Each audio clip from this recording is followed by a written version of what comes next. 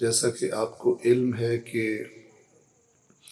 ہمارے یہاں پر اکٹھا ہونے کا جو عنوان ہے وہ بنیادی طور پر 2 میلاد، اگرچہ تاریخ گزر چکی، 17 ربیع الاول مکتب اہل بیت کے ہاں مشہور یہ ہے کہ 17 ربیع الاول 2 عظیم شخصیات کا میلاد ہے، جن میں سے ایک وہ ہستی ہے کہ جس سے بڑھ کر اللہ کے بعد دوسرا کوئی نہیں ہے، یعنی محمد مصطفیٰ صلی اللہ علیہ وآلہ وسلم۔ اور دوسری ہستی انہی کی پاکیزہ ذریت میں سے، ان کی پاکیزہ آل میں سے امام جعفر صادق علیہ السلام۔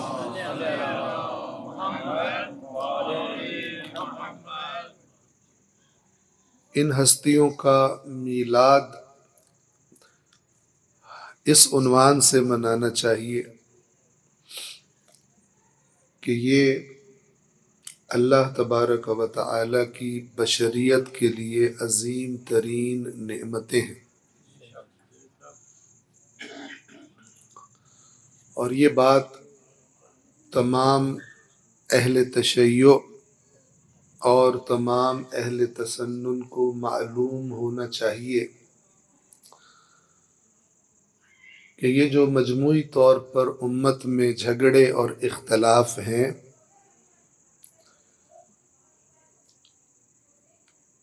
ان سے،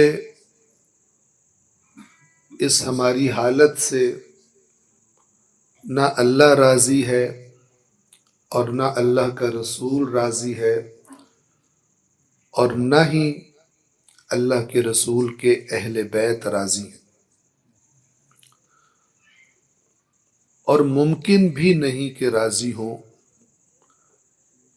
اس لیے کہ اللہ نے اپنے قرآن میں جو بدترین گناہ بتایا ہے اور جرم بتایا ہے، جسے انجام دینے والا اللہ کے کلام کے مطابق اس شخص کا اللہ کے رسول سے ہر قسم کا تعلق ٹوٹ جاتا ہے، وہ جرم ہے فرقہ واریت۔ فرمایا ان الذین فرقوا دینہم، بے شک جو لوگ، جن لوگوں نے فرقوا، تفریق کر دی۔ تفریق فرق سے ہے، جمع تفریق نہیں ہے، تفریق فرق سے ہے۔ فرق کا معنی ہوتا ہے جدائی۔ ہم جو اردو میں کہتے ہیں اس میں اور اس میں فرق ہے، کب کہتے ہیں؟ جب الگ الگ دونوں کو دیکھ لیں اور ہمیں ان میں اختلاف محسوس ہو، تب ہم کہتے ہیں اس میں اور اس میں فرق ہے، فرق بتا بھی دیتے ہیں، اس کا رنگ ایسا ہے، اس کا رنگ ویسا ہے۔ تو لفظ فرق سے تفریق ہے، اور یہ لفظ ہے قرآن کا ان الذین فرقوا دینہم، بے شک وہ لوگ جنہوں نے اپنے دین میں تفریق، بھی عربی کا لفظ ہے اور اسی کی دوسری شکل ہے تفرقہ، جس کو ہم فرقہ واریت کہتے ہیں۔ تفریق اور تفرقہ ایک ہی لفظ ہے، شکلیں دو ہیں، لفظ ایک ہی ہے، معنی بھی ایک ہی ہے۔ بے شک جن لوگوں نے اپنے دین میں تفرقہ کیا، الگ الگ ہو گئے، گروہ گروہ بن گئے، فرمایا اے رسول لست منہم فی شیء،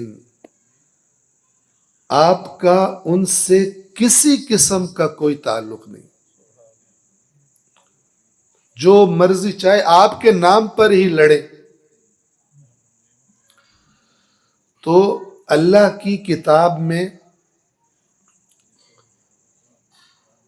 بالکل گنجائش نہیں ہے کہ انسان امت کی شکل کو توڑے اور اپنا الگ گروپ کر کے چلا جائے. توجہ سے سنیے گا. ہم بڑے، یہ عنوان میلاد کا ہے، لیکن ہر وہ شخص شیعہ یا سنی جس کے دل میں اسلام کا درد ہے وہ ان ایام میں ہرگز پرسکون اور مطمئن نہیں رہ سکتا. کیوں؟ عالم کفر بدترین بدماشی کر رہا ہے مسلمانوں کے ساتھ، بدترین ظلم ڈھا رہا ہے مسلمانوں پر. کیسے کوئی مسلمان اس بارے میں لاپرواہ ہو سکتا ہے؟ اسے پرواہ ہی نہ ہو کیا ہو رہا ہے مسلمانوں کے ساتھ.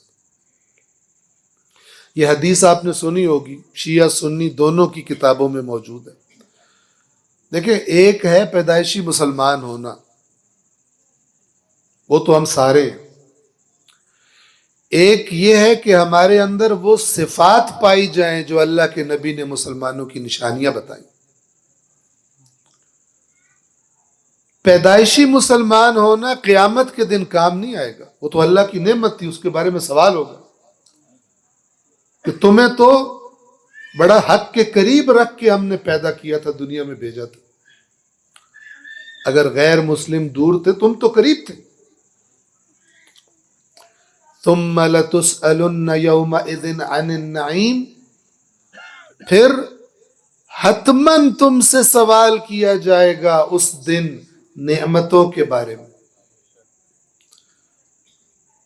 سب سے بڑی نعمت خود جناب سرور انبیاء کی شخصیت. مجھے اور آپ کو ڈھونڈنا نہیں پڑا انہیں. اللہ چاہتا تو ہم بھی کسی یہودی، مسیحی، کسی ہندو کے گھر پیدا ہو سکتے تھے، لیکن اللہ نے ہم پہ لطف کیا، ہماری ولادت کے لیے وہ گھر انتخاب کیے جن گھروں میں رہنے والے لا الہ الا اللہ محمد الرسول اللہ پر متفق ہے. توجہ فرما رہے ہیں؟ تو اللہ کے نبی نے کیا نشانی بتائی مسلمانوں کی؟ توجہ کیجیے. فرمایا من اصبح ولم يهتم بامور المسلمین. مسلمین کا لفظ ہے. من اصبح، جو بھی صبح کرے، یعنی بیدار ہو صبح کے وقت، صبح کا آغاز کرے. وَلَمْ يَهْتَمَّ بِأُمُورِ الْمُسْلِمِينَ، اور اس کے پاس، اس کے اندر اہتمام نہ ہو مسلمانوں کے امور کا، مسلمانوں کو درپیش مشکلات کا، اس کے لیے اہتمام، یعنی اس کے لیے امپورٹنٹ نہ ہو. یہ اہم کا جو لفظ ہے اسی سے اہتمام بھی نکلا. اس کے لیے اہم نہ ہو، اس کا سارا ہم و غم اپنا پیٹ ہو، اپنی لذتیں ہو، پرواہ نہ ہو کہ مسلمانوں کے ساتھ کیا ہو رہا ہے. من اصبح ولم يهتم بامور المسلمین، فرمایا فلیس بمسلم، وہ مسلم نہیں ہے. کیوں بھلا؟ اس لیے کہ اللہ کے قرآن نے بتایا جو اس دین پر ایمان رکھتے ہیں وہ آپس میں بھائی ہیں. چھوڑ دیجئے اس فرقہ واریت کی گندگی اور غلاظت کو. مجھے بتائیے کتنے سال مکتب اہل بیت والوں کا اعتقاد ہے کہ خلافت کا پہلا حق، مثلا ہمارا عقیدہ ہے کہ امام علی علیہ السلام کا بنتا تھا، ٹھیک ہے، نہیں ملا، ہو گیا مسئلہ. مجھے بتائیے جتنے سال خلیفہ اول کا زمانہ، خلیفہ دوم کا زمانہ، خلیفہ سوم کا زمانہ، ایک جھوٹی روایت میں بھی ثابت کیجئے کہ حضرت علی اپنی پارٹی لے کے الگ جا کے کہیں بیٹھ گئے ہو کہ میں نے نہیں رہنا ان کے ساتھ. بتائیے. خلیفہ ثانی کے دور میں حضرت علی کے صحابی خاص قریبی ترین جناب سلمان فارسی، خلیفہ ثانی انہیں ایران کا گورنر بناتے ہیں. حضرت علی نے منع کرتے ہیں کہ مت بنو. کتنی دفعہ یہ جملہ تکرار ہوا، شیعہ سنی کتب گواہی دے رہی ہیں کہ ایسے موقعوں پر رہنمائی کی کہ مثلا خلیفہ ثانی کہہ اٹھے لولا علی لہلک عمر، اگر علی نہ ہوتے عمر ہلاک ہو جاتا. کہہ اٹھے کہ کسی ایسی مشکل کے لیے اے پروردگار ابن خطاب کو زندہ نہ رکھنا جس کے حل کے لیے ابو طالب کا بیٹا موجود نہ ہو. تو کس طرح کا ماحول تھا؟ مشکلات تھیں، ہمیں پتہ ہے اختلاف تھے. بات یہ نہیں کہ اختلاف نہیں تھا، بات یہ کہ اس اختلاف کے بعد امیر المؤمنین علی ابن ابی طالب کی مسلم سیرت، ثابت شدہ سیرت، وہ ہمیں کیا بتا رہی؟ نہیں لڑ سکتے تھے، لڑ سکتے تھے، جان کا خوف تھا. اگر ہم کہیں کہ صرف ایک بندہ ہے جس کو جان کا خوف نہیں ہے تو وہ علی ہوں گے. ابو طالب کے بیٹے کو اس کی پرواہ کوئی نہیں کہ وہ موت پہ جا پڑے یا موت اس پہ آ پڑے. کس لیے درمیان میں موجود رہے؟ تاکہ اللہ کے نبی کی محنت خراب نہ ہو جائے. اس امت میں گروپ بازی کا جو داغ ہے وہ میرے ماتھے پہ نہ لگے. آپ پڑھیے تاریخ، سیرت امیر المؤمنین کو پڑھیے تو لہذا اگر کوئی اہل بیت کا ماننے والا ہو یا کوئی صحابہ کرام کا ماننے والا ہو، دونوں کے پاس کوئی عذر نہیں ہے کہ وہ لڑے. ہاں، جن کو لڑنے کی زیادہ خارش ہوتی ہے ان کی خارش کا علاج کیا جائے. خارش سمجھتے ہیں نا؟ توجہ فرما رہے ہیں؟ دونوں طرف بہت سارے لوگ پائے جاتے ہیں جن کو خارش ہے لڑنے کی. توجہ کریں، آج عالم کفر اکٹھا ہے یا نہیں اکٹھا؟ لیکن مسلمان اکٹھے ہیں؟ نہیں ہیں. اسی پاکستان میں فرقہ واریت کی گندگی دیکھو. امریکہ اور مغربی ممالک میں جب مسلمانوں نے احتجاج کیا فلسطینیوں کی حمایت میں، مسیحی اسٹوڈنٹ ان کے ساتھ کھڑے ہو گئے یونیورسٹیوں میں. آپ ذرا شیعہ سنی اکٹھے کھڑے ہو کے دکھائیں. ایک دوسرے کے ذہن میں اتنی گندگی بھری ہے کہ ساتھ کھڑے نہیں ہو سکتے. وہ ہمارے مولوی یا وہ جن کے منہ میں توپے فٹ ہیں، جنہوں نے اتنی نفرت بھری ہے اپنی اپنی عوام کے ذہنوں میں، کیسے پھر وہ تھوکا ہوا چاٹیں اور آ کر کہیں کہ سارے اکٹھے کھڑے ہو ہی نہیں سکتے. توجہ فرما رہے ہیں؟ نہیں کھڑے ہو سکتے. کیوں؟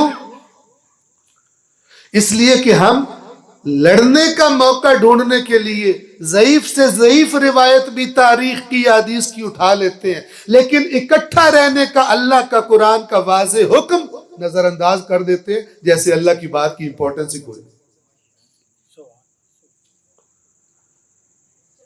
جب اس زمانے میں اتنا سب ہو جانے کے باوجود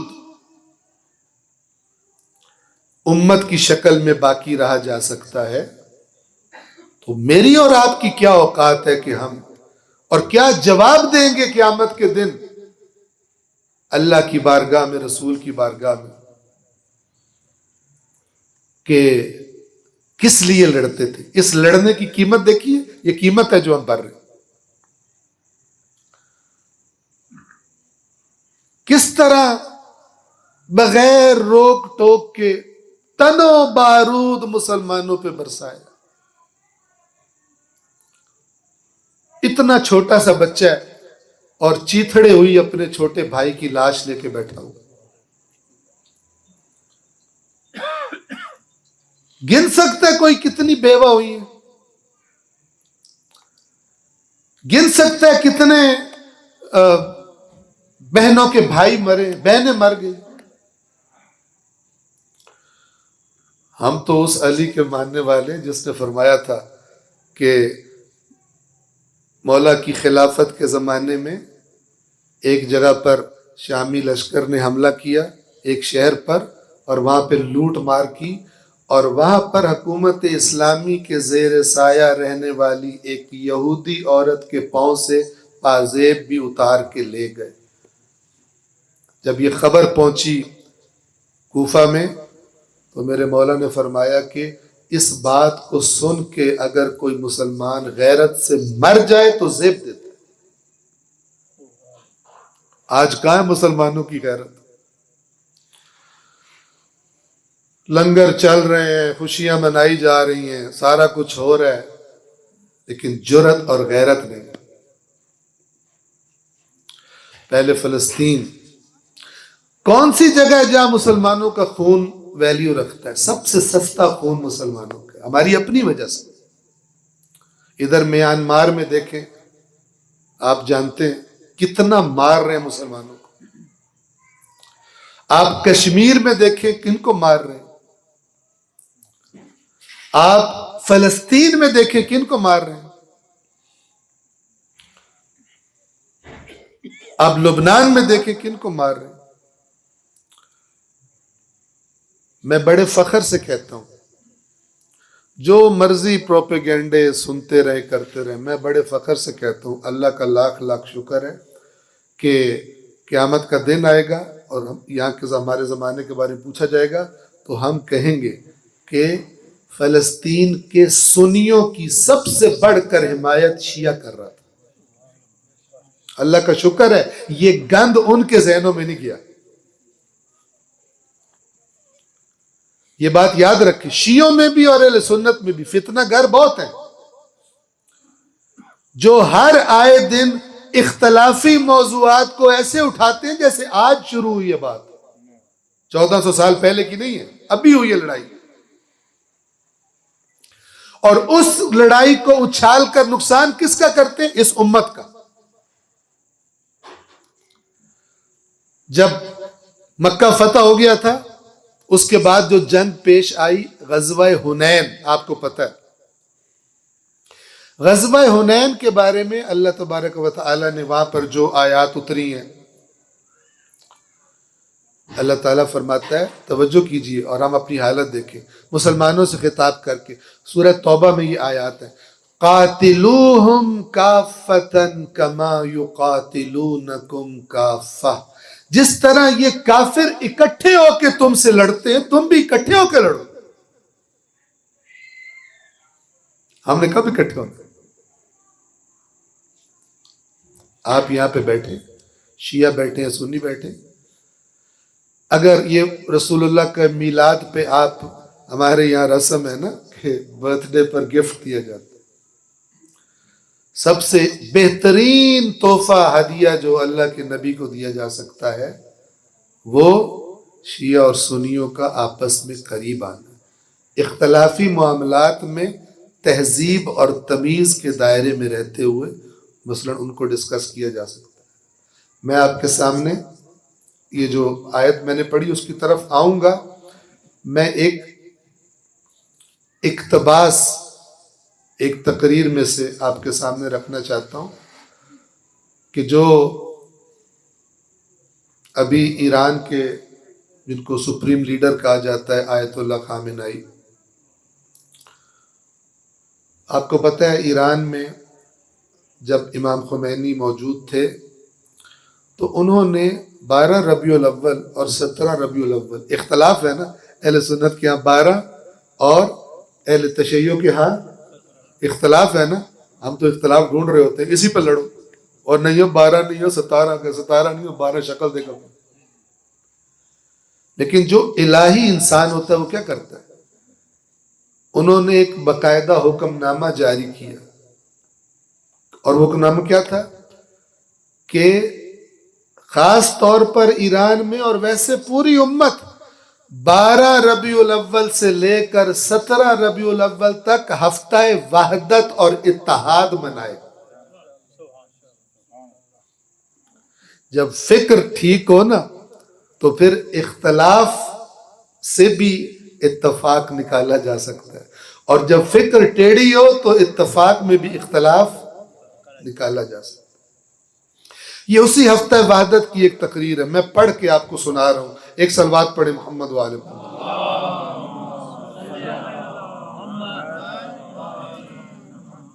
یہ اہل سنت بھائیوں کو بھی پتہ ہونا چاہیے کہ عالم تشیع میں اس وقت جو دو سب سے بڑی شخصیات سمجھی جاتی ہیں، ایک آیت اللہ خامنائی ایران کے سپریم لیڈر، اور دوسرے آیت اللہ سیستانی، یہ ایران میں، وہ عراق میں، نجف میں، اور یہ تو ان کی تو حکومت ہے۔ ایران کی سب سے بڑی اتھارٹی آیت اللہ خامنائی، یہ کہتے ہیں، غور سے سنیے گا، اتحاد کی راہ میں بڑے آرام سے واہ واہ سبحان اللہ والی باتیں کر کے تیار کر کے لا کے آپ کو 2-4 چسکے دے کے جا سکتا ہوں، لیکن میں نے بھی قیامت کے دن اللہ کے سامنے کھڑے ہونا کہ تمہیں مزے لینے کا بہت شوق تھا، جبکہ ادھر لوگوں کے بدنوں کے چیتھڑے اڑائے جا رہے تھے اور وہ تمہارے بھائی تھے، تم نے کیا کوشش کی اس کے لیے؟ سنیے، شیعہ بھی سنے، اہل سنت بھی سنے، ذرا فکر کو میچور تر کرنے کی ضرورت ہے، ورنہ لڑ کے تو ہم نسل در نسل لاجواب ہیں، اتنے اصیل ککڑ نہیں لڑتے جتنے ہم لڑتے ہیں۔ جا کے تھانوں میں دیکھیں FIRوں سے بھرے پڑے، شیعوں کی سنیوں پر اور سنیوں کی شیعوں پر، تاڑ لگا کے بیٹھے ہوتے ہیں کہ کب دوسرے پر وار کیا جائے۔ جرت ہے اسرائیل پہ جا کے وار کرے؟ جو آپس میں لڑتے ہیں ان میں جرت ہی نہیں ہوتی کہ وہ بڑے جا کے دشمن طاقتور سے لڑ سکے، اوقات ہی نہیں، اللہ اوقات چھین لیتے۔ سنیے، آیت اللہ خامنائی فرماتے ہیں اتحاد کی راہ میں، کس کا اتحاد؟ امت کا اتحاد۔ سنیے غور سے، اتحاد عام آدمی نہیں ہے، اتحاد کی راہ میں 2 بڑی رکاوٹیں ہیں، انہیں دور کرنا چاہیے۔ ایک اندرونی عامل ہے، اندرونی ہمارا آپس کا اندر کا، اور ایک بیرونی باہر کا دشمن۔ ایک ہمارا اندر کا مسئلہ ہے، ایک باہر سے ہمارے اوپر حملہ ہوتا ہے۔ ہماری اپنے عقیدوں کی پابندی، اس پر ہر مسلک کو چاہیے کہ کنٹرول کرے۔ ایک کا عقیدہ ہے دوسرے سے چھیڑخانی نہ کرے،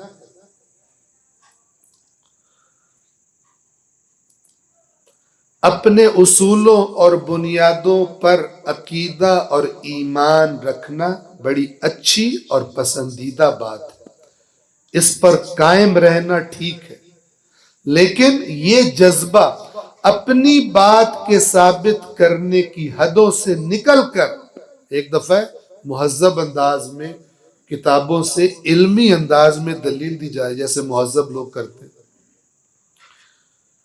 لیکن یہ جذبہ اپنی بات کے ثابت کرنے کی حدوں سے نکل کر جارحیت، دوسروں پہ تجاوز اور دشمنی کی حدود میں داخل نہ ہونے پائے۔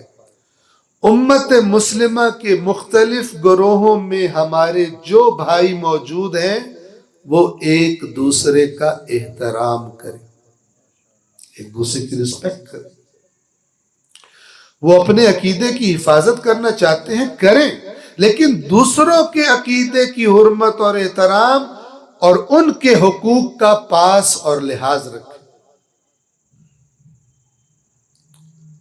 اے کاش کہ پاکستان کے گندے اور پلیت حکمرانوں کو اللہ یہ توفیق دے، ان حرام خوروں کو اپنے کھانے کے سوا ہے ہی کچھ نہیں کہ کیا ہو رہا ہے اس ملک میں۔ کبھی IMF کے سامنے بیچتے ہیں اس ملک کی عوام کی چمڑی اتارنے کے لیے خبیث، اور کبھی جا کے امریکہ برطانیہ کے لوگوں کے تلوے چاٹتے ہیں بدبخت۔ ساری طاقت جو ان کے پاس ہے کس پہ نکالتے ہیں؟ اپنی عوام پہ نکالتے ہیں۔ ان بے غیرتوں سے کہیے ایک سخت سا بیان تو دے کے دکھائیں اسرائیل کے خلاف، فلانی اسلامی طاقت، فلانی ایٹمی طاقت۔ اب سنیے، مناظرے اور بحث کو علمی نشستوں پر چھوڑیں. ایک پاسو مولوی اپنے سنی لے کے آ گیا, ایک پاسو ایک مولوی اپنی شیعہ لے کے آ گیا, ٹھیک ہے نا. تو جیڑا مجمع لے کے انہوں نے نہ قرآن دا ککھ پتہ ہے, نہ تاریخ دا ککھ پتہ ہے, نہ کتاباں کی لکھیا ہے. اے نکتہ لاندا ہے, او والے آندے واہ واہ واہ واہ جی بمب کاٹ دیتی, ادھر سے یہ نکتہ لگاتا ہے, جاہل باں باں کرتے ہیں. اس میں توفیق اتنی نہیں ہے کہ اللہ کی کتاب کو ایک مرتبہ غور سے پڑھ لو. جس نے خدا کی کتاب نہیں پڑھی سنی ہے یہ شیعہ ہے, اس کو کیا پتہ دین کس چیز کا نام. اللہ نے جو پالیسی دی ہے تا قیامت ایک مسلمان کو, وہ پالیسی کیا ہے؟ سوری کوئی نہیں. کتنے لوگ ہیں جو حافظ بن گئے ہیں, پوچھو کیا لکھا ہوا پتہ سوری کوئی. یہ آیت اللہ خامنائی کہہ رہے ہیں مناظرے اور بحث کو علمی نشستوں پر چھوڑے. علماء اور اہل فن حضرات چاہتے ہیں تو بیٹھے مذہبی مذاکرہ کریں, لیکن علمی نشست میں عالمانہ مذہبی مناظرے کرنے اور اعلانیہ عوام کی سطح پر ایسے افراد کے سامنے جن کے اندر تجزیہ تحلیل کرنے کی صلاحیت ہی موجود نہیں ہے, ان کے سامنے ایک دوسرے کے سلسلے میں بد کلامی کرنے میں زمین آسمان کا فرق ہے. عالم اکٹھے ہوں, اتنی تو اس امت میں ہے کوئی نہیں کہ سارے مسالک کے علماء اپنی عوام کو ککڑوں کی طرح لڑانے کی جگہ مل کے بیٹھ تو جائیں. آپ توجہ کریں, آپ پاکستان کے حالات بہتر جانتے ہیں. شیعہ سنی ایک اختلاف ہے, بریلوی دیوبندی دیکھ لیں, آپ اندر سے قرید کے دیکھیں نفرت کے زہر نکلیں گے. ایک دوسرے کو مسلمان سمجھنے میں بھی تکلیف ہوتی ہے. ہم سب مسلمان ہیں, کس کی نظر میں؟ دشمن کی نظر میں. وہ کہتا ہے مارو, شیعہ لبے تے انہوں بھی مارو, تے سنی لبے تے انہوں بھی مارو. اور ہم کہتے ہیں ایک دوسرے کو مارو. کتنا خوش قسمت ہے ہمارا دشمن, کتنے اس کے منہ من میں لڈو پھوٹتے ہوں گے ہماری حالت دیکھ کر. توجہ کیجیے. بس کیا فرمایا؟ کہا کہ عالم لوگ بیٹھ کر مہذب انداز میں علمی بحث مباحثہ کرے یہ اور ہے, اور عوام کو بٹھا کر بد کلامی کرنا, نکتے مارنا, لطیفے بنانا دوسروں کے, ٹھیک ہے, اور معاشرے میں نفرتیں پھیلا دینا, یہ اور بات ہے. تو عوامی کام تو ہو رہا ہے, لیکن آپ کو پاکستان کے بڑے بڑے علماء بھی سارے مل کے بیٹھے دکھائی دیتے ہیں؟ نہیں دکھائی دیتے.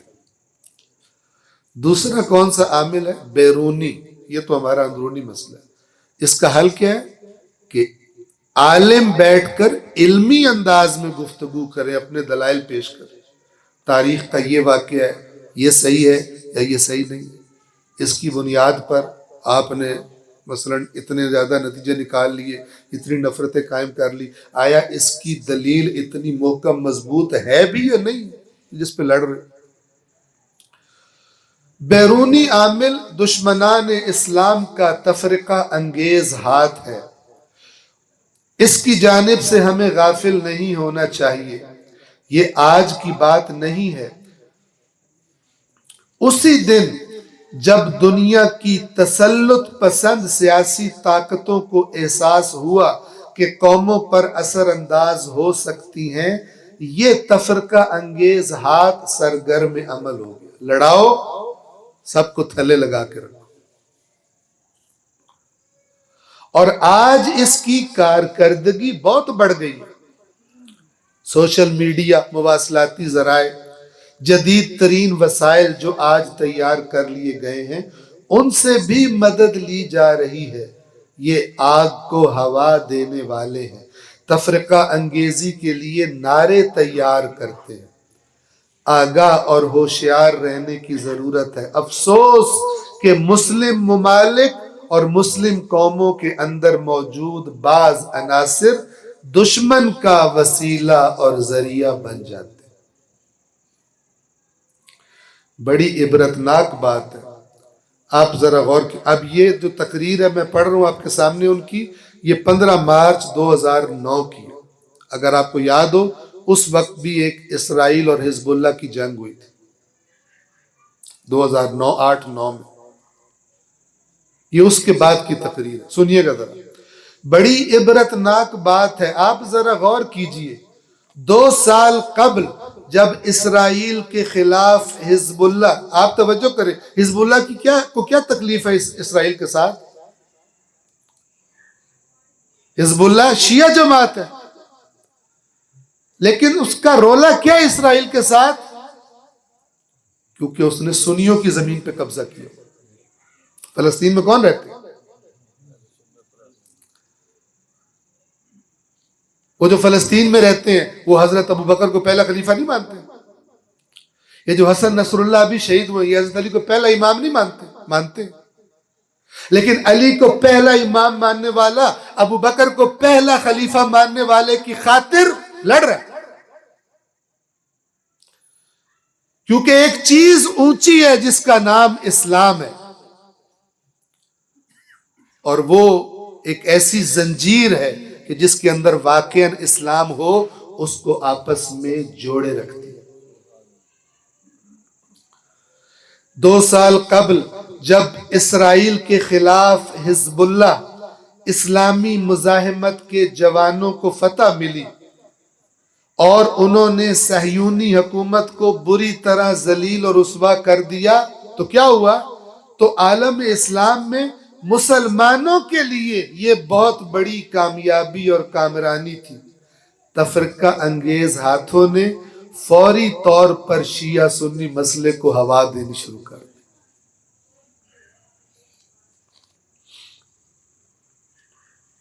فرقہ وارانہ تعصب کو بڑھانا شروع کر دیا. میں قم میں تھا اس وقت جب وہ جنگ ہوئی تھی، خود قم کے اندر موجود تھا. آپ سوچیں دشمن کیا کرتا ہے. وہاں پہ پروپیگنڈا ہوا کہ جی فلسطینی تو ناسبی دشمنان اہل بیت ہیں. آپ بتاؤ کون پھیلا ہے جبکہ وہ ناسبی نہیں، دشمن مولا علی کے. یہ کون مخلص ہے جس کو خواہش ہو رہی ہے کہ یہ بات کرے؟ بیرونی ہاتھ. بھڑکاؤ شیعہ عوام کو. ایک اور پروپیگنڈا ہوا، کہا یہ دیکھو یہ تم فلسطینیوں کے لیے لڑ رہے ہو، تمہارا شیعوں کا دماغ خراب ہو گیا. حزب اللہ والے لڑنے جانے دے رہے ہیں، فلسطینی زخمیوں کے لیے ایران سے خون گیا، فلسطینیوں نے کہا ہم نے شیعوں کا نجس خون لگوانا ہی کوئی نہیں، آگ بگولا ہوئے بیٹھے. آیت اللہ خامنہئی نے تقریر کی، کیوں ان جھوٹوں پر یقین کرتے؟ کیوں اتنے کچے ہو تم؟ کیوں تصدیق نہیں کرتے؟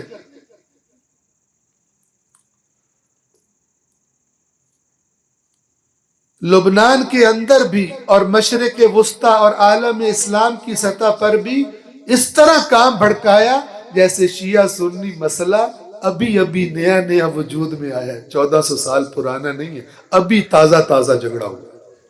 ایسے نیا کر کے پیش کرتے ہیں یہ فنکار.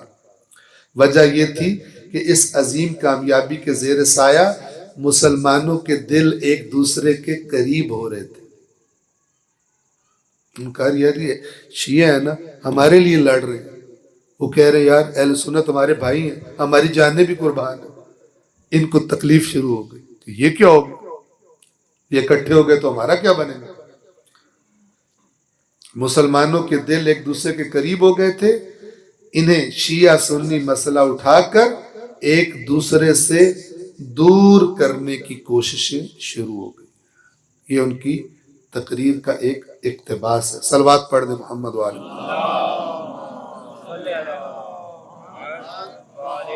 یہ ہے آج کا زمانہ. آئیے اللہ کے قرآن کی آیات کے توسط سے اللہ کے نبی کے زمانے کی طرف چلتے ہیں تھوڑی دیر کے لیے. یہ سورہ آل عمران ہے. میں نے جو اس کی آیت تلاوت کی وہ آیت نمبر 105 ہے. لیکن میں پڑھوں گا آیت نمبر 100 سے اور سنا کے آپ کی زحمت کو تمام کروں گا۔ اپنے آپ کو وہیں لے جائیے مدینہ میں، جب اللہ کے اپنے تصور سے صورتحال کیا ہے؟ اللہ کے نبی صلی اللہ علیہ وآلہ وسلم مکہ سے ہجرت کر کے مدینہ تشریف لا چکے۔ مدینہ کے خوش نصیب دو قبیلے اوس اور خزرج، جن کو پھر انصار کہا گیا، انہوں نے اسلام قبول کر لیا اور انہوں نے اللہ کے نبی کو دعوت دی اور کہا یہ مکے والے آپ کے ساتھ اچھی روش نہیں رکھ رہے، آپ کو تنگ کر رہے ہیں، ایمان لانے والوں کو مارتے، ٹارچر کرتے، آپ مکہ چھوڑ دیں، آپ ہمارے پاس آ جائیں، ہم اپنی جانوں اور اپنے بیوی بچوں سے بڑھ کر آپ کی حفاظت کریں گے۔ اللہ کے نبی کو اللہ کی طرف سے بھی اذن ہوا، ہجرت شروع ہوئی، تھوڑے تھوڑے کر کے مسلمان مکہ چھوڑ کر مدینہ آنا شروع ہوئے، اور پھر آخر کار اللہ کے نبی بھی اللہ کے حکم سے ہجرت کر کے مدینہ تشریف لے آئے۔ اب جیسے ہی اللہ کے نبی مدینہ تشریف لائے، اوس اور خزرج کے علاوہ کون سے قبیلے تھے؟ حسن اتفاق ہے وہ بھی یہودی تھے، اور آج کون ہے؟ آج کون ہے؟ آج بھی یہودی۔ مسئلہ یہ ہے کہ کاش ہم مسلمان ہوتے، یہودی تو یہودی ہیں، وہ تو اپنا رول پلے کر رہے ہیں، کاش ہم مسلمان ہوتے، اس مسلمان کے عنوان کا لحاظ کرتے۔ یہ جو ہماری زندگیوں میں قرآن نہیں ہے نا، اس کا ایک گندا نتیجہ یہی ہے، ہمیں یہ پتہ ہی نہیں ہے کہ اللہ نے کیا پالیسی دی ہے اختلاف کی شکل میں۔ تو یہ آیات اسی کے بارے میں، اور یہ آیات ہر مسلمان کو، ویسے تو سارا قرآن ہی پتہ ہونا چاہیے، ان آیات کو اور نہیں تو ترجمے کی حد تک ہر مسلمان کو یاد ہونی چاہیے کہ اللہ نے کیا بات کی۔ تو جب مدینہ میں آ گئے اللہ کے نبی اور ان کے ساتھی، اب اسلام مثلا جو ہم اردو میں کہتے ہیں دن دگنی رات چگنی ترقی کرنا شروع ہو، لوگ مسلمان ہو رہے ہیں، یہودیوں کو آگ لگ گئی، ان سے برداشت ہی نہیں ہو رہا تھا کہ اتنے مسلمان ہو رہے ہیں، سازشیں کرتے تھے، مکے والے مشرکوں کو خط لکھتے تھے، آ کے سب بن جوڑ کے حملہ کرو، ان کو ختم کرو، یہ ہر روز بڑھ رہے ہیں، کس بات کا انتظار کر رہے ہو؟ آپ کو پتہ ہے اوس اور خزرج اسلام قبول کرنے سے پہلے ایک دوسرے کے بدترین دشمن تھے، کئی خونی جنگیں ان کی آپس میں، پرانی دشمنی۔ تو ایک دن ایک یہودی بڈھا، شاس ابن قیس ظاہراً اس کا نام تھا، اس نے دیکھا کہ اوس اور خزرج کے لوگ آپس میں شیر و شکر بیٹھے ہیں کسی محفل میں، بڑے بھائیوں کی طرح، اس کو آگ لگ گئی۔ اس نے کہا کہ ان کو لڑاؤں آپس میں۔ اس نے ایک یہودی جوان کو بلایا جس کی زبان ذرا تیز تھی، اس نے کہا جا کے تیلی لگائے۔ کیسے تیلی لگا؟ اب سنیں ذرا، لڑائے کیسے لڑا؟ جس محفل میں یہ بیٹھے ہوئے تو بھی جا کے بیٹھ جا، اور بہانے سے نا وہ جو پچھلی جنگ ہوئی تھی نا ان کی آپس میں، اس کی داستان چھیڑ دے، اور غیر محسوس طریقے سے، جیسے آج شیعہ سنی مسئلہ پھر نیا کر دیا جاتا ہے، بالکل ایسے ہی۔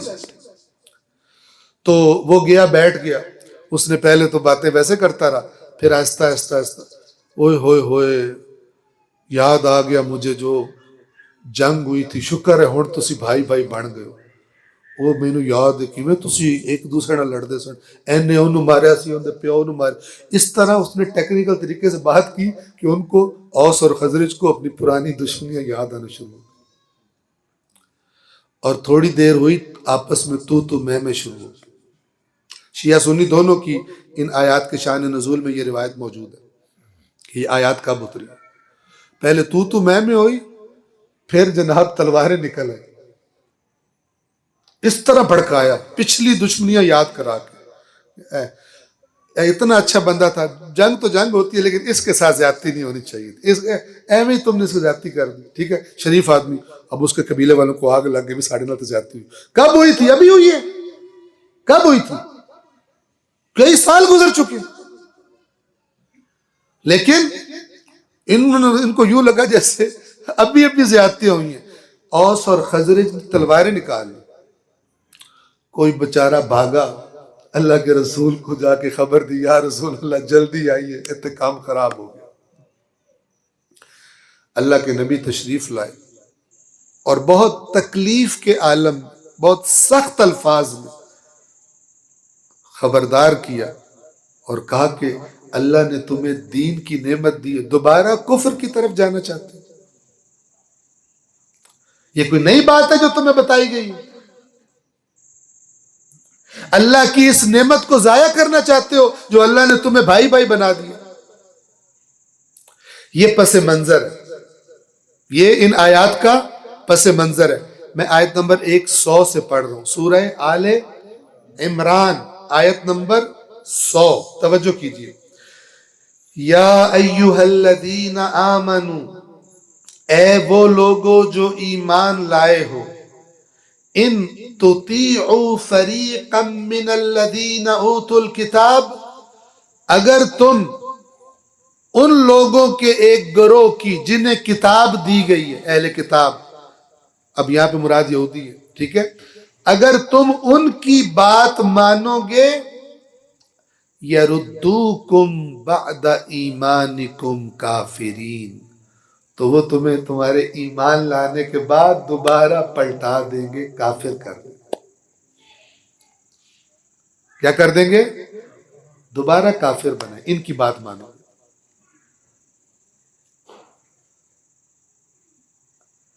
وَكَيْفَ تَكْفُرُونَ، اور تم کیوں کفر کر سکتے ہو؟ کیسے کفر کر سکتے ہو؟ وَأَنْتُمْ تُتْلَى عَلَيْكُمْ آیات اللہ، جبکہ حالت یہ ہے کہ تمہارے سامنے اللہ کی آیات پڑھی جاتی. وَفِيكُمْ رَسُولُهُ، اور تمہارے درمیان اس کا رسول موجود ہے. وَمَنْ يَعْتَصِمْ بِاللَّهِ فَقَدْ هُدِيَ إِلَى صِرَاطٍ مُسْتَقِيمٍ، جس نے اللہ کا دامن مضبوطی سے تھام لیا، یقیناً صراط مستقیم کی طرف اس کی ہدایت کر دی گئی. یعنی جب تم سب اللہ کا دامن تھامو گے تو پھر لڑنا کس بات پر؟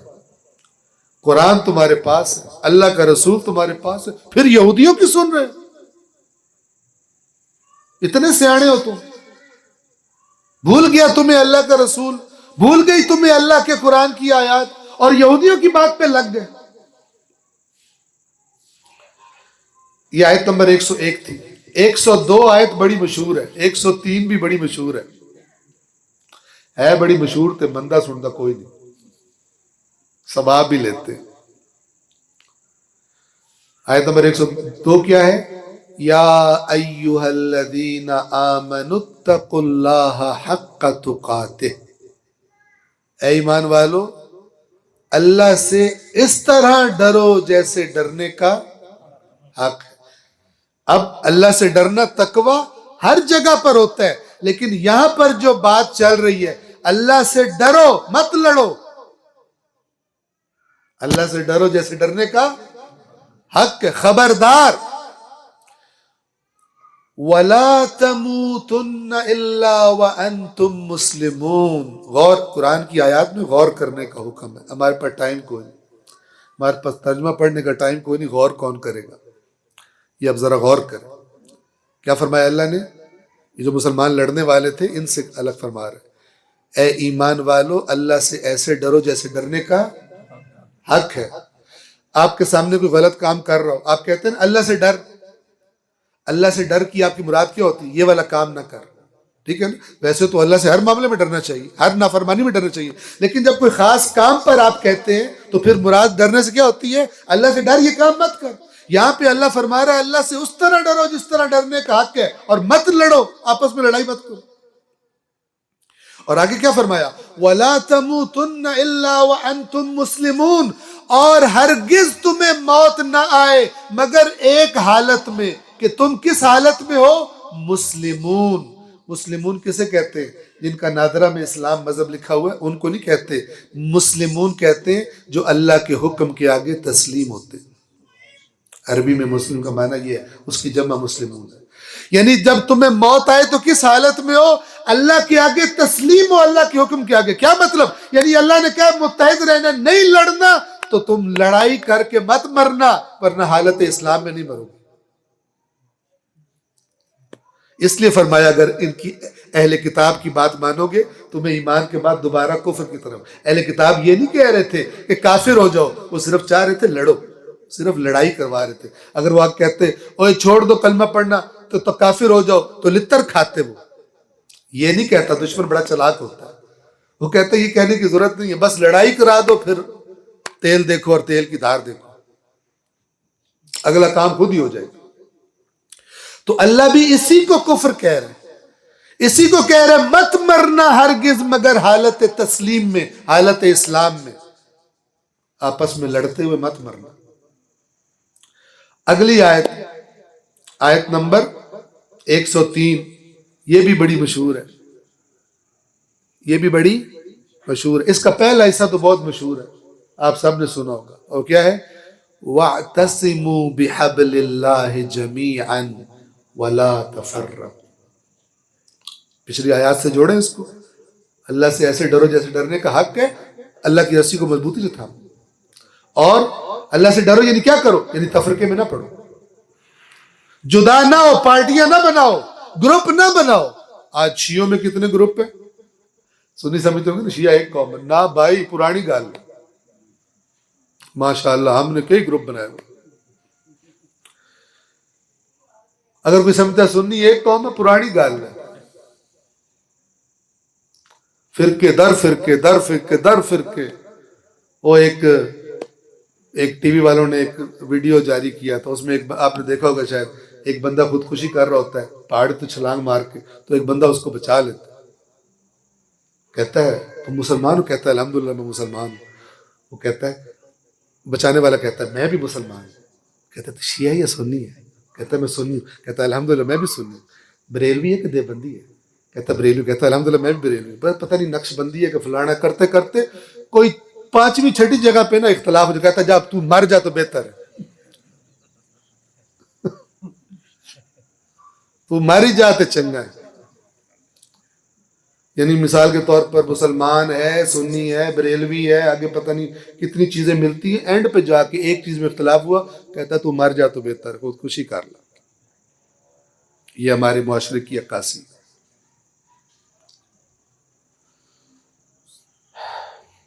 وَاعْتَصِمُوا، اعتصام کسی چیز کو پکڑ کر، کس لیے پکڑنا؟ بچنے کے لیے۔ یہ یاد رکھیں، اعتصام کا معنی کیا ہوتا ہے؟ جب انسان کسی سہارے کو پکڑتا ہے تاکہ بچے، ٹھیک ہے نا؟ اگر کوئی انسان غرق ہو رہا ہو، اس کی طرف رسی پھینکی جائے، اسے مضبوطی سے پکڑتا ہے نا، کس لیے پکڑتا ہے؟ چومنے کے لیے۔ کس لیے پکڑتا ہے؟ غرق ہونے سے بچنے کے لیے۔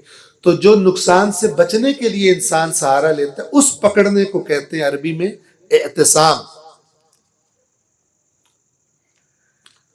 اصل میں اس کا اصلی لفظ ہے عصمت، جس سے معصوم بنتا ہے۔ معصوم یعنی بچا ہوا، معصوم یعنی بچا ہوا خطا سے۔ توجہ فرما رہے ہیں؟ وَاعْتَصِمُوا، مضبوطی سے تھام لو تاکہ بچو۔ کس سے بچو؟ آگے آ جائے گا۔ کس سے پکڑ لو؟ وَاعْتَصِمُوا بِحَبْلِ اللَّهِ، اللہ کی رسی کو۔ اور جس تو پوچھو اس اپنی اللہ کی رسی اللہ دی بنائی ہوئی آندا اینو پھدو جیڑی میں پھدی ہوئی۔ دنیا نے نئی نئی ایجادیں کی، انہوں نے جناب فائٹر جیٹ بنائے، پتہ نہیں میڈیسنز بنائی، نئی نئی ایجادات کی، ہم نے نوی نوی رسیاں بنائی اللہ کی۔ میری علی پھات تاں بچنا، تیری نہیں پدنی، رسیاں بھی الگ کر۔ ہماری لیبارٹری میں دین کے ٹکڑے کرنے کی نئی نئی دوائیاں ایجاد ہوتی ہیں۔ پچھلے سال آیا 4 بندے اکٹھے تھے، اگلے سال آیا وہ بھی 2 دا گروپ بن گیا، اگلے سال آیا ایک کل لگ 4 گروپ بن گئے، کیونکہ ہمیں سینس نہیں ہے کہ اللہ نے کلمہ پڑھنے والوں کو ایک دوسرے سے جدا ہونے کا حق نہیں دیا، اس قرآن میں لکھا ہوا ہے۔ اور اللہ کہے گا وہ سارے دی سن دے سو میری کوئی نہیں سنتا سی، میں نے یہ کس لیے دیا تھا؟ مردے بخشوانے کے لیے دیا تھا تمہیں۔ جو اسلام کا آئین تھا وہ تمہیں پتہ سوری نہیں تھا اس کے اندر کیا لکھا ہوا، جس کا دل کرتا تھا اس کی آیات سے کھیلتا تھا تمہارے سامنے، تم نے خود پڑھا ہی نہیں ہوتا تھا کہ تمہیں پتہ چلے کتوں دی آیت پڑھ کے کتنے فٹ کر دیتی۔ وَاعْتَصِمُوا، اور آپ کو بتا دوں اہل سنت میں بھی اور اہل بیت کی، ہماری مکتب اہل بیت کی روایات میں متعدد روایات ہیں جس میں ائمہ اہل بیت نے فرمایا ہے اللہ کی مضبوط رسی قرآن ہے، اللہ کی مضبوط رسی قرآن ہے۔ نہج البلاغہ اٹھا کے دیکھیں، مولا علی نے فرمایا ہوا، دیگر ائمہ نے فرمایا ہوا۔ وَاعْتَصِمُوا بِحَبْلِ اللَّهِ جَمِيعًا، اللہ کی رسی کو، حبل رسی کو کہتے ہیں، جمیعاً سب مل کر، کسی کو چوائس نہیں ہے کہ میں تو نہیں پھڑدا، اے میرے دشمن پھدی ہوئی، اے رسی شیعہ پھدی نجس ہوگی میں تو نہیں پھدنی، اوکے اے سنی پھدی نجس ہوگی میں نہیں پھدنی۔ کسی کو جو کلمہ پڑھتا ہے، جو سمجھتا ہے کہ قرآن کا خطاب جب قرآن کہتا ہے اے ایمان والو تو پھر میں اس میں شامل ہوں، جو بھی یہ سمجھتا ہے اس کے لیے اللہ کا یہی حکم ہے، بیٹھ کے مسئلے حل کرو، ضابطہ اخلاق طے کرو، ورنہ اللہ کے قیامت کے دن اللہ تعالیٰ سے سزا لینے کے لیے تیار ہو جاؤ، بھاوے شیعہ ہو تو بھاوے سنی ہو۔ تو وہ جو فرما رہے وَاعْتَصِمُوا، اگر اللہ پوچھے گا نا میں جو کیا سی کہ پھد لو اللہ دی رسی نسارے، وَلَا تَفَرَّقُوا، اور فرقے مت بنو، کیوں بنے ہو بتاؤ مجھے، بتاؤ۔ تو میں کہوں گا جی میں تو مولا علی برداشت نہیں، مولا علی نہ لین جو ایسی، اللہ فرمائے گا مولا علی کو آپ بتاؤ آپ اکٹھے رہتے کہ آپ نے الگ گروپ بنایا تھا؟ کیا کہیں گے مولا علی؟ بتائیں۔ مدینہ منورہ میں حضرت علی نے الگ اپنا بنایا ہوا تھا، الگ سارا کچھ کرتے تھے، بتائیں نہیں کرتے تھے۔ مولا علی کی عظمت کو کون جانے، کاش کہ ہم ان کو اسی جنگ صفین میں، نہج البلاغہ میں یہ خطبہ موجود ہے، جنگ صفین میں جب لشکر شام کے ساتھ مولا علی کا لشکر آمنے سامنے تھا، بہت لمبی جنگ تھی، کئی مہینوں پر محیط، تو مولا علی ایک جگہ سے گزر رہے ہیں، ان کے اپنے لشکر کے کچھ لوگ بد زبانی کر رہے تھے شامیوں کے بارے میں، سب عربی زبان میں کہتے ہیں بد زبانی کرنا۔ مولا نے ان کو دیکھ کے فرمایا انی اکرہ لکم ان تکونوا سبابین، مجھے تمہارے بارے میں پسند نہیں ہے کہ تم بد زبانی کرو، ہاں جو دوسرے کی غلطی ہے وہ بتاؤ، بد زبانی نہ کرو۔ میں مولا علی تو بھی زیادہ تگڑا شیعہ، میں تو بد زبانی کرنی، ہمیں ویسے بد زبانی کی عادت ہے، گال کڈے بغیر ساڈا گزارا نہیں ہوتا، ہوں جی چھوٹی چھوٹی باتوں پہ منہ سے گالیاں نکلتی ہے کہ نہیں ہمارے معاشرے میں؟ ہم نے کوئی بندے دیکھے ہو پیر نو ٹھڈا آیا او اس کو گالی، پلیٹ ہاتھ میں پکڑی اس کو گالی، کوئی بندہ سامنے آیا اس کو گالی کے علاوہ بولتے ہیں۔ جبکہ مومن کی نشانیوں میں سے ایک نشانی بتائی کہ گالی گلوچ نہیں کرتا، اپنی زبان کو کنٹرول میں رکھتا، پاک رکھتا نہیں۔ مولا نے فرمایا کہ مجھے ناپسند ہے کہ تم بد زبانی کرو، بد زبانی کرنا مومن کا شیوا نہیں ہے، تم جو ان کی خطا ہے، ان کا جو پرابلم ہے، جس معاملے میں وہ غلط کر رہے ہیں وہ بتاؤ، بد زبانی کیوں کرتے؟ ہم بد زبانی کرتے ہیں، ہم نے اپنا اسلام بنایا ہوا۔ اللہ کی رسی کو مضبوطی سے تھام لو، जमीअन, सारे के सारे। ये वअतसिमू काफी था, इसमें सब शामिल हैं। ये जमीअन लाया है ताकीद करने के लिए, कोई अपने आप को अलग न समझे, मेरे नाल गल नहीं हो रही, बाकी अवाम नाल गल हो रही, सारे के सारे। और क्या माना है, नतीजा क्या होना चाहिए अल्लाह की रस्सी को थामने का? वला तफर्रकू, टुकड़ों में मत बंटो। क्या जवाब देंगे हम अल्लाह को? आप याद रखिए, शिया हो या सुन्नी हो, जिसके दिल में दर्द और ख्वाहिश नहीं है ना कि ये उम्मत इकट्ठी हो, तवज्जो फरमा रहे हैं, उसका मामला खराब है। ये सारी आयात क़यामत के दिन उसके सामने उसके खिलाफ गवाही दे। तू वड्डा मुसलमान आया सी होता, मेरे रसूल तू भी वड्डा मुसलमान से। वला तफर्रकू, अब आगे सुने, वज़कुरू निअमतल्लाहि अलैकुम, और अल्लाह ने जो तुम पर नेमत की थी उसे याद करो। ना भूले आप, औस और खजरज लड़ने लगे थे, असल में उनसे खिताब हो रहा है। आज हम कहें शिया सुन्नी से। अल्लाह ने जो तुम पर नेमत की थी उसे याद रखो। वो नेमत क्या थी? इद कुंतुम अअदाअन, जब तुम एक दूसरे के दुश्मन थे, जंगे करते थे, मारते थे, कत्ल करते थे एक दूसरे को।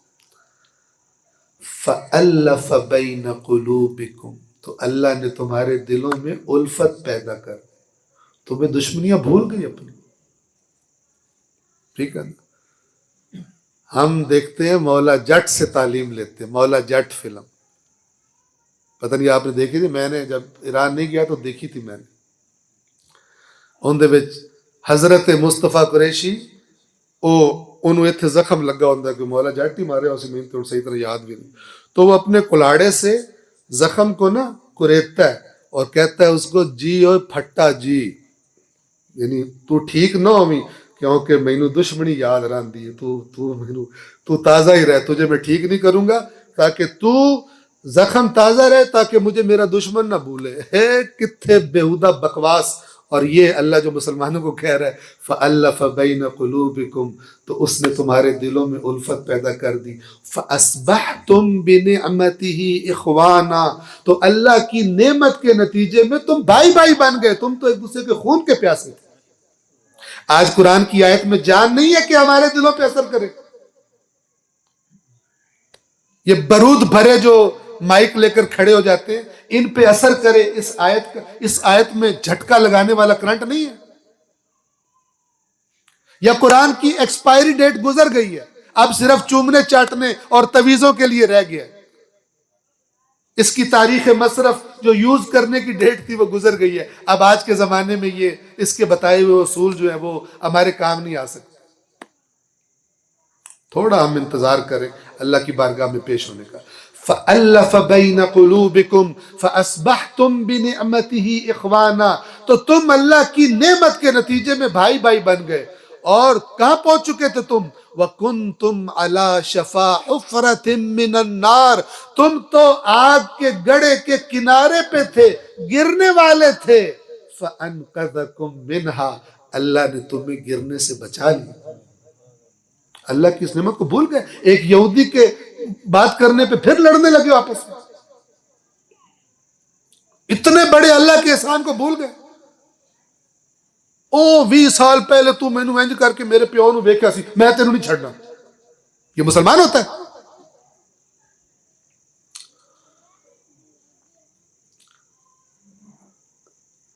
कज़ालिक युबय्यिनुल्लाहु लकुम आयातिही लअल्लकुम तहतदून, इस तरह अल्लाह अपनी आयात खोल कर तुम्हारे लिए बयान करता है ताकि तुम हिदायत पाओ। ये 1400 साल पहले की हिदायत थी, आज नहीं है, आज भी है। और जो इस हिदायत का असर नहीं लेते, अल्लाह की बारगाह, मौलवी हो या अवाम हो, शिया हो तो भावे सुन्नी हो।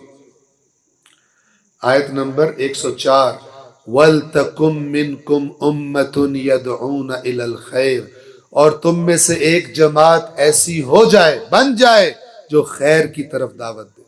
अब खैर की तरफ दावत यानी हर खैर की, लेकिन अगर आयात का सियाक व सबाक देखें تو جہاں بھی لڑائی ہونے لگے وہاں پہ روک دے. تسی برا برا لڑتے کہ دماغ تری خراب ہو گیا, کیوں لڑ رہے ہو؟ یہاں پہ تیلی اور لگاتے ہیں, مانڈ کے رکھو, ایک اور FIR کراؤ, کوئی نہیں, 2 کوڑے نام ہی ایندہ نام ہی ویچ پا دو, وہ ہے یا نہیں کوئی پرواہ نہیں, شیعہ تے ہے نا نہ پا دو, سنی تے ہے نا نہ پا دو. اپنی طرف سے اسلام کی خدمت کرتے کرتے اسلام کو روند کے گزر جاتے. جھوٹ بولنا بھی جائز ہو گیا, تہمت لگانا بھی جائز ہو گیا, ہر حرام حلال ہو گیا, دوسرے کو ٹچکر لگانی ہے صحیح والا. کیوں؟ اللہ کی کتاب ہمارے معاشرے میں قائم نہیں, ہم نے اللہ کی کتاب کے اصولوں کو پیچھے پھینک دیا. توجہ فرما رہے. آج جو گندے قسم کے متعصب چاہے شیعہ ہیں چاہے سنی ہیں سمجھتے ہیں اے دوسرے دا مال کھا جو کچھ نہیں ہوتا, اتہائی کافر گندے والے.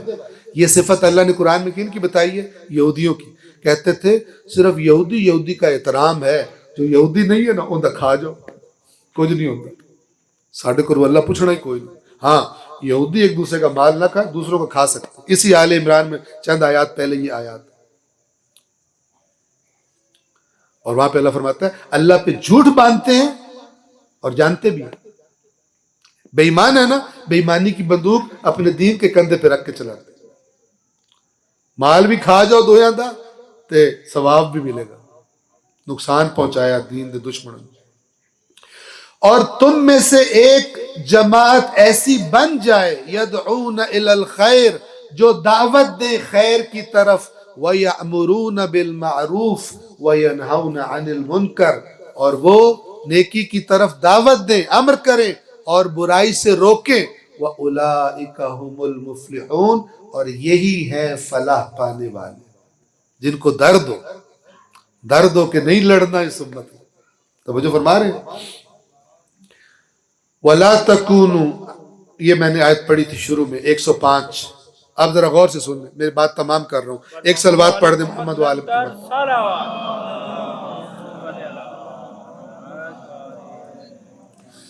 وَلَا تَكُونُوا, ایک ایک لفظ پہ غور کیجئے گا, توجہ فرمائے.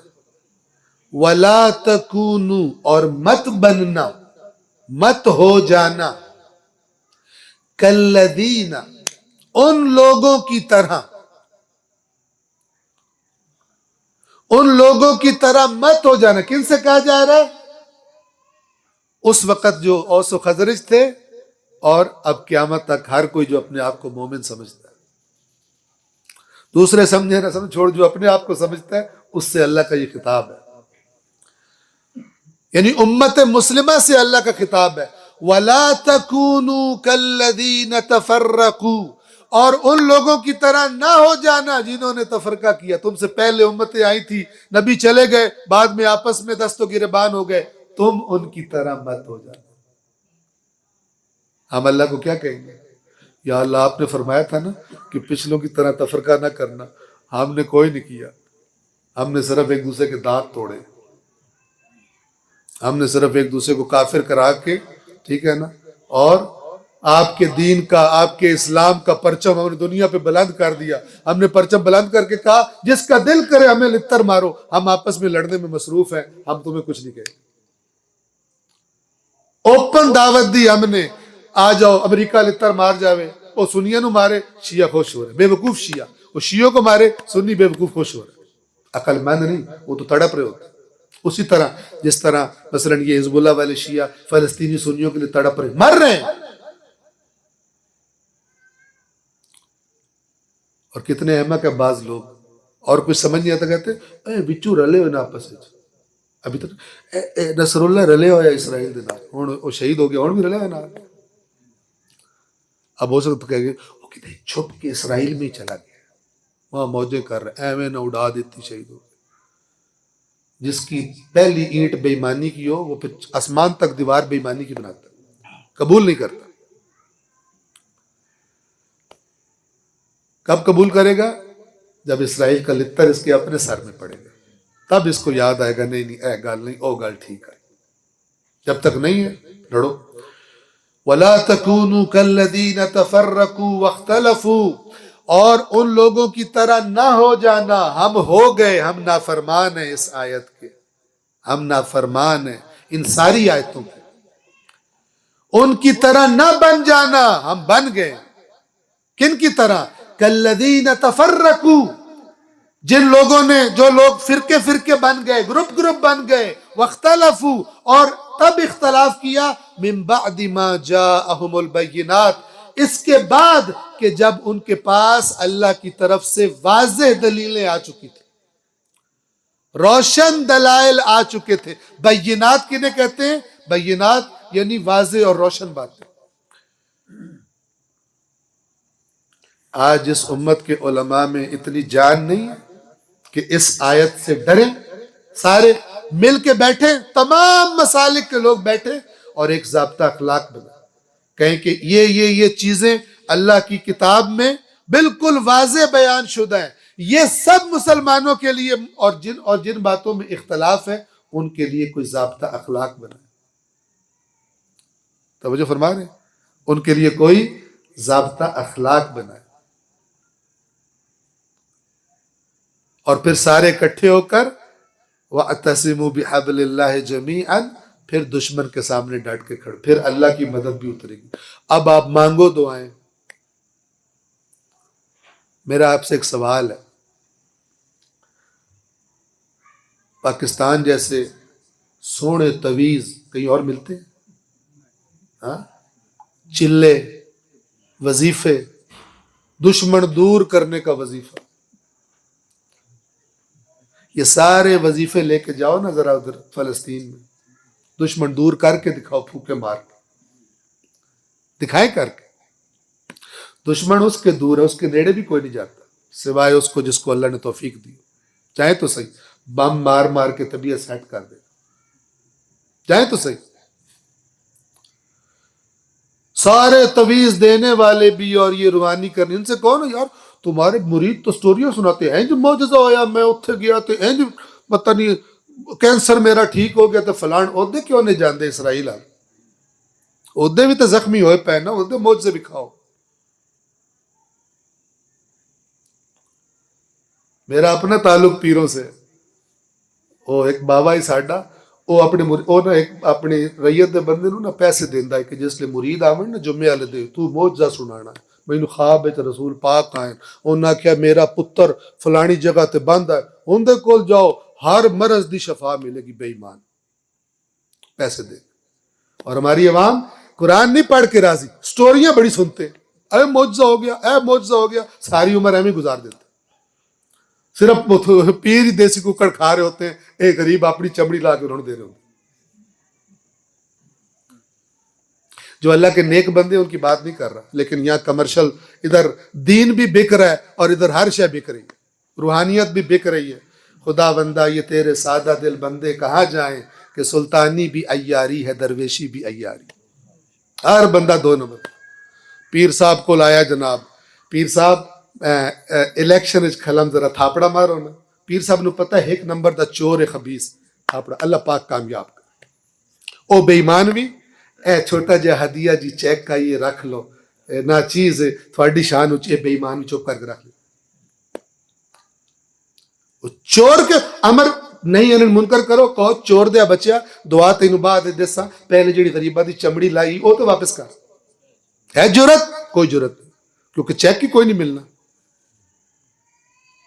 چیک یہ پہلے کر چکے یہودی عیسائی، ہم نے کوئی نئی ایجاد نہیں کی. اپنے نبیوں کے بعد اپنے دین کی رڑی نکال چکے ہیں پہلے، ہم کوئی نئے نہیں ہیں. میں بہت معذرت چاہتا ہوں، آپ کو عجیب لگ رہا ہوگا، لیکن ادھر آپ دیکھیں کتنے مر گئے ہیں. ہم کیا جواب دیں گے اللہ کو؟ مولا علی جیسی شخصیت کیا جواب دیں گے؟ انہوں نے کہا تھا یہودی عورت جو مسلمان حکومت میں رہ رہی تھی اس کی پازیب اتر گئی، غیرت سے کوئی مر جائے تو اس کو ملامت نہ کرو. اس علی کو کس منہ کے ساتھ کھڑے ہوں گے جا کر؟ مولا تھوڑا جشن منا کے لنگر میں بڑا مٹن پکایا سی، میرے کو خوش ہو جاؤ. ان لوگوں کی طرح مت ہو جانا. میں بار بار کہہ رہا ہوں، ہم ہو گئے جنہوں نے واضح بینات آ جانے کے بعد آپس میں تفرقہ کیا، الگ الگ ہو گئے. وَأُولَئِكَ لَهُمْ عَذَابٌ عَظِيمٌ، اور ان کے لیے عظیم عذاب ہے. کس بات پر؟ الگ الگ ہونا. یہ الگ الگ ہونا بہت بڑا جرم ہے. قتل زنا سے بدتر جرم ہے قرآن میں تفرقہ، امت کو توڑنا. اور یہاں پر بیٹھ کے میں تقریر تیار کرنی ہے نا، ادھر میں ٹچکر لگاؤں سنیوں کو نا بڑا نعرہ لگے گا، ادھر سنی بیٹھے میں ٹچکر لگاؤں شیعوں کو بڑا نعرہ لگے گا. ٹچکریں اللہ لگائے گا، اور اللہ جس کو لگائے گا نا اس کی طبیعت سیٹ ہو جائے گی. پلاننگ کرتے ہیں، لطیفے بناتے ہیں، طنز بناتے ہیں. شیعہ سنی کا مذاق اڑا رہا ہے، سنی شیعہ کا مذاق اڑا رہا ہے اپنے مجمع کو تھوڑی دیر خوش کر کے.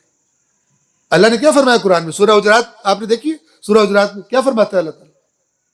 یا ایھا الذین آمنوا لا یسخر قوم من قوم، اے ایمان والو ایک قوم دوسری قوم کا مذاق نہ اڑائے. ادھر ڈٹ کے اڑاتے ہیں، سمجھتے ہیں ثواب مل رہا ہے. اللہ کے قرآن کو اٹھا کے ڈسٹ بن میں پھینکا ہوا، آیات کو سمجھتے ہیں ہم بڑا اپنے مسلک کی خدمت کر رہے ہیں، دوسرے مسلک کا مذاق. لطیفے بنائے ہوئے ہیں، طنز بنائے ہوئے ہیں تھوڑی دیر چسکے لینے کے لیے. شاعروں نے 2 نمبروں نے ٹکے کمانے کے لیے شاعریاں لکھی ہوئی ہیں، نفرتیں بھڑکانے کے لیے. اے ایمان والو، یہ قرآن کی آیت ہے، کسی کے دادے کی شاعری نہیں ہے. یا ایھا الذین آمنو، اے وہ لوگوں جو ایمان لائے، جو بھی اپنے آپ کو مومن سمجھتا ہے اللہ اس سے کہہ رہا ہے لا یسخر قوم من قوم، ایک قوم دوسری قوم کا تمسخر نہ اڑائے. عسیٰ ان یکونوا خیرا منہم، ہو سکتا ہے جس کا مذاق اڑا رہے ہو تم سے بہتر. ولا نساء من نساء عسى ان يكن خيرا منهن، نہ عورتیں دوسری عورتوں کا مذاق اڑائیں، ہو سکتا ہے جن کا مذاق اڑا رہی ہیں وہ بہتر. ولا تلمزوا انفسکم، ایک دوسرے کے عیب نہ نکالا کرو. ولا تنابزوا بالالقاب، اور ایک دوسرے کو گندے ناموں سے نہ پکارا کرو. بئس الاسم الفسوق بعد الایمان، ایمان لے آنے کے بعد یہ گندی حرکتیں کتنی بری ہیں. ومن لم يتب فاولئک هم الظالمون، اور جو توبہ نہ کرے یہی لوگ ظالم ہیں. یہ سورہ حجرات کی آیات. میری بات تمام. ولا تكونوا كالذين تفرقوا واختلفوا من بعد ما جاءهم البينات واولئک لهم عذاب عظیم، ان کی طرح نہ ہو جانا جنہوں نے واضح باتیں آ جانے کے بعد تفرقہ کیا، الگ الگ ہو گئے، اختلاف کیے. اور قرآن کی خوشخبری کیا ہے؟ وَأُولَئِكَ لَهُمْ عَذَابٌ عَظِيمٌ، ان کے لیے عذاب عظیم. اللہ کا قرآن نہیں بدل سکتا. آپ کو پتہ ہے ہم سے کیا کہا گیا ہے کہ جو بھی روایت آئے رسول کے نام پر، اہل بیت کے نام پر، پہلے دیکھو قرآن کے مطابق ہے یا قرآن کے خلاف ہے. اگر قرآن کے واضح بیان کے خلاف ہو اس روایت کو قبول نہیں کرنا. پھر کہہ رہا ہوں اس میں کوئی شک نہیں کہ اختلاف ہے، لیکن اس اختلاف کا طریقہ کیا ہے؟ مہذب علمی انداز میں عالم، جیسے کہ آیت اللہ خامنائی کی بات میں نے آپ کے سامنے رکھی، عالمانہ انداز میں بات کریں. جن کو پتہ ہی کوئی نہیں، نہ تاریخ پڑھی ہے، نہ قرآن پڑھا، نہ حدیث پڑھی ہے، جو بھی خطیب چٹکلے لگا کے سنائے اس کو مزہ آ جاتا ہے. کتنی دلیلیں ایک مسلک کے لوگ اپنی عوام میں دیتے ہیں، ان کو خود بھی پتہ ہوتا ہے کہ دوسروں کے سامنے ایک ٹکے کی دلیل نہیں ہے یہ، لیکن جو میرے سامنے بیٹھے ان کو پتہ سوری کوئی نہیں.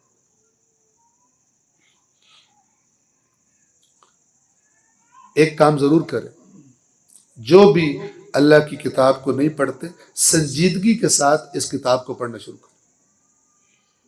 پہلے قدم پر اس کا سادہ ترجمہ سادہ لفظوں میں سمجھنے کی کوشش کریں اللہ نے کیا فرمایا.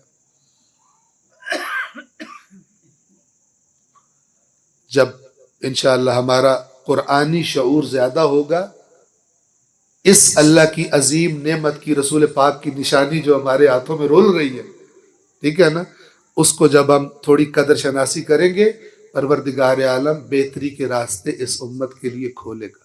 محمد والے محمد کی ذات پہ بلند صلوات.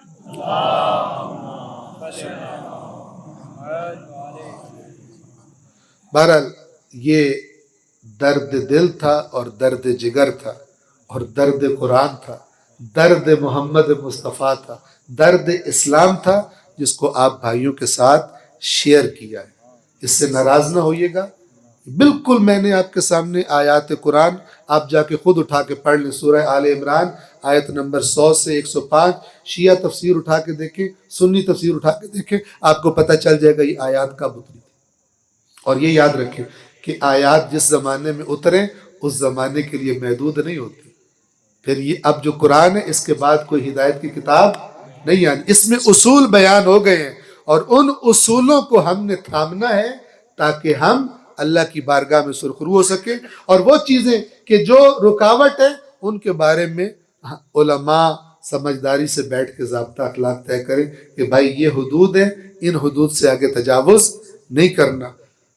حق بات کرنا، حق کی تلاش میں رہنا، مہذب انداز میں، علمی انداز میں. میں آپ سے سوال کرتا ہوں، میرے ذہن میں آ گیا. آپ کو پتہ ہے ہمارے چھٹے امام، امام جعفر صادق علیہ السلام، اتفاق ہے ان کی بھی یہ 17 والی مناسبت ہے تو سن لیں. امام صادق علیہ السلام کے درس میں ہزاروں اہل سنت بیٹھتے تھے. ہماری طرح کی ٹچکروں والی تقریریں ہوتی تو بیٹھتے؟ بتائیں مجھے. ہزاروں. پاکستان کے زیادہ تر اہل سنت حنفی ہیں، امام ابو حنیفہ کے پیروکار ہیں. امام ابو حنیفہ کے استاد کا نام جعفر صادق ہے. ایک استاد شاگرد، اور جو استاد کے پیروکار شاگرد کے پیروکار. تھوڑی خیر سیٹ کر کے رکھتے دوسرے. وہ کیوں نہیں لڑے؟ کیسے اتنا عرصہ امام ابو حنیفہ امام صادق علیہ السلام سے درس پڑھتے رہے؟ امام نے کیوں نہیں کہا نکلو یہاں سے؟ ہم تو ایک دوسرے کو برداشت نہیں کرتے. ہمارے سامنے یہ باتیں قیامت کے دن آنے والی ہیں.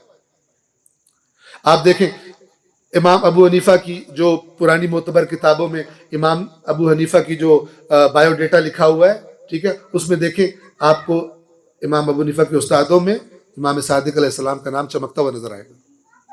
توجہ فرما رہے ہیں؟ تو وہ پھر امام صادق علیہ السلام کیسی باتیں کرتے تھے کہ جس سے اہل سنت بھی آگے بیٹھ جاتے تھے. کیسی باتیں کرتے تھے؟ اگر ہماری طرح کی تقریریں ہوتی تو خدا جانے اس زمانے میں کیا ہوتا. بہرحال پروردگار عالم سے دعا ہے، پروردگار تجھے اپنے نبی کا واسطہ، تجھے رحمت للعالمین کا واسطہ ہے. پروردگار قرآن مجید کو اور تیرے نبی کے فرامین کو، تیرے نبی کے اہل بیت کے فرامین کو پڑھنے اور سمجھنے کا اور ان کی روشنی میں اپنی اصلاح کرنے کی ہم سب کو توفیق عطا فرما. پروردگار اس بابرکت محفل میں جتنے عزیزان نے شرکت فرمائی ہے ان کی توفیقات خیر میں، ان کی نیکیوں کی توفیق میں پروردگار اضافہ فرما. پروردگار وہ تمام باتیں جو تجھے ناپسند ہیں، تیرے رسول کو ناپسند ہیں، پروردگار ان میں سے کوئی بھی بات جو ہمارے اندر پائی جاتی ہے اس سے نجات حاصل کرنے کی ہم سب کو توفیق عطا فرما. اے پروردگار تمام حاضرین کے حلال رزق میں وسعت و برکت عطا فرما. پروردگار یہ عزیز ملک پاکستان جو تیرے دین کے نام پر لوگوں نے جد و جہد کر کے لیا تھا، آزاد کروایا تھا، پروردگار اس پاکستان کا حقیقت میں ماحول جس سے تو راضی ہو، تیرا نبی راضی ہو، ایسا ماحول اس ملک کا بنانے کی ہم سب کو توفیق عطا فرما. اور اس سفر کو سب سے پہلے اپنے وجود سے اس اصلاح کا آغاز کرنے کی ہم سب کو توفیق عطا فرما. اے پروردگار اس ملک کی باغ دوڑ جو تجھ سے ڈرتے ہوں اور جو اس ملک کی عوام کا درد رکھتے ہوں، پروردگار ان کے ہاتھوں میں سپرد فرما. اے پروردگار فلسطین کے مظلوم، لبنان کے مظلوم، غزہ کے مظلوم، پارا چنار میں آپس میں بار بار جنگ ہو جاتی ہے، وہاں کے مظلوم، اے پروردگار تمام مظلوموں کی حمایت اور نصرت فرما. اے پروردگار ہمیں اپنی اپنی توفیق کے مطابق جو بھی کردار ادا کر سکتے ہیں اس امت کے مظلوموں کی حمایت میں ہمیں وہ کردار ادا کرنے کی ہمت اور توفیق عطا فرما. پروردگار تیرا نبی جس کی سیرت کو تو نے ہمارے لیے اسوہ قرار دیا ہے، اے پروردگار وہ مشرکوں کی بھی جو پتھر مارتے تھے ان کی ہدایت کے لیے بھی تڑپتا اور دعائیں مانگتا تھا. اے پروردگار اپنے نبی کو جو تو نے درد عطا کیا تھا ہمارے دلوں میں بھی اس درد کو اے پروردگار پیدا فرما. ہمیں اپنے نبی کی سیرت پر چلنے کی توفیق عطا فرما. ہمیں اپنے نبی کے اخلاق، ان کے اہداف کو اپنانے کی توفیق عطا فرما. اللہم صلی علی محمد و آل محمد. والسلام علیکم ورحمۃ اللہ وبرکاتہ.